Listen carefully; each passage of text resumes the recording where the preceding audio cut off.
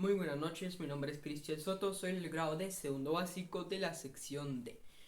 Bueno, el día de hoy tengo el honor de poder exponerle el tema sobre el teatro en Guatemala. Así que vamos a comenzar. Bueno, primero que nada, pues para dar apertura a este tema tenemos que saber dos puntos muy importantes. El primero, tenemos que tomar en cuenta que pues el teatro lleva existiendo hace más de 300 años. Y en todo ese recorrido, que son esos 300 años, pues ha ido apoyando a Guatemala desde su crecimiento. El segundo dato, y creo que es el más común, es de que, bueno, el teatro la única intención que tiene es dar un mensaje por medio, pues, de alguna actuación o de alguna obra. Entonces, teniendo estos dos puntos en cuenta, vamos a comenzar con lo que sería la historia del teatro en Guatemala. Bueno, para dar apertura a esto, debemos saber de que pues Guatemala en sus años anteriores pues era un país que contaba con diferentes problemas. En estos casos pues estaba la escasez de comida, la falta de recursos, etcétera.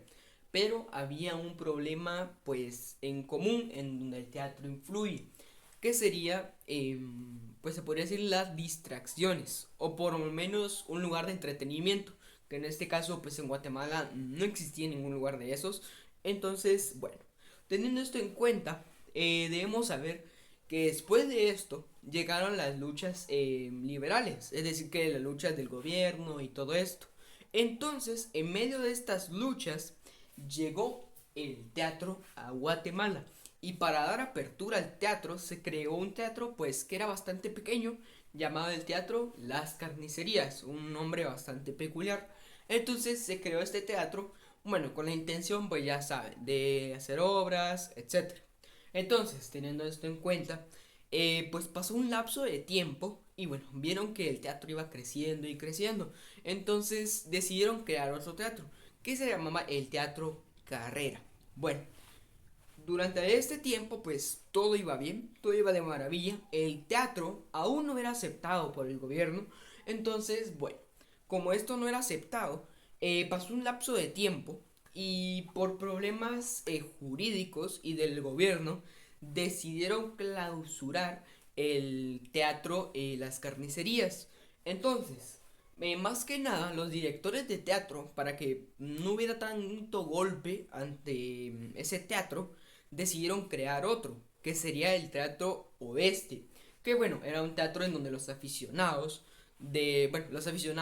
actuaban y participaban en algunas obras. Entonces, teniendo esto en cuenta, nos podemos dar cuenta de que pues Guatemala, bueno, el teatro ha sido muy importante en Guatemala, porque pues podemos ver cómo es que Guatemala llegó a evolucionar en tal punto de que bueno, ya existían diferentes soluciones a los diferentes problemas que tenía. Entonces, luego de esto, luego de la revolución liberal, el gobierno pudo aceptar al teatro. Entonces ellos decidieron tomar el teatro Carrera y ponerle el nombre de Teatro Nacional, que es el teatro que conocemos hoy en día. Luego de eso, pues pasó otro lapso de tiempo y gracias a las colonias italianas, pues las colonias italianas regalaron a Guatemala una escultura, si no estoy mal, del descubridor de América. Entonces, ahora, de pasar de el Teatro Nacional, le pusieron el Teatro Colón, que hace referencia al descubridor de América. Entonces, esto sería en parte la historia del teatro en Guatemala. Y nos podemos dar cuenta de que pues aquí hubo pues un poco de ayuda mutua. Es decir, que el teatro ayudó a Guatemala a poder, pues se podría decir, de que solucionar diferentes problemas que tenía Guatemala en esos momentos. Que bueno, ahora no los tiene, pero antes sí los tenía.